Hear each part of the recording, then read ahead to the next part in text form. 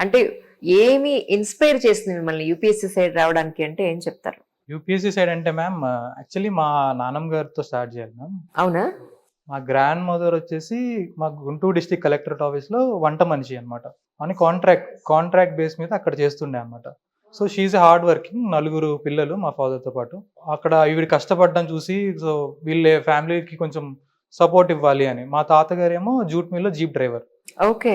So, వీళ్ళ ఫ్యామిలీకి ఒక సపోర్ట్ ఇద్దామని అక్కడ డిస్ట్రిక్ట్ కలెక్టర్ ఒక ఇనిషియేటివ్ తీసుకొని అక్కడ social welfare department watchman position girls హాస్టల్‌లో వాచ్‌మెన్ పొజిషన్ ఖాళీగా ఉంటే మా నాన్నమ్మని రిఫర్ చేసి ఆ! అక్కడ జాయిన్ చేయించారు. సో, అది మా ఫ్యామిలీకి బేస్. మా మా గ్రాండ్ మదర్ వాచ్‌మెన్‌గా ఉంటూనే మా ఫాదర్‌ని లా చదివిచ్చారు. మా పెదనాన్నగారు కమర్షియల్ టాక్స్ డిపార్ట్మెంట్‌లో చేసేవాళ్ళు. సో, నలుగురిని దాంతోనే చదివిచ్చారు. Hmm. She realize the importance of an education.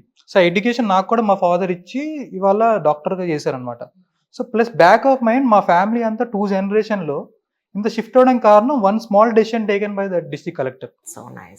అతను తీసుకోవడానికి అది చిన్న డెసిషనే మ్యామ్.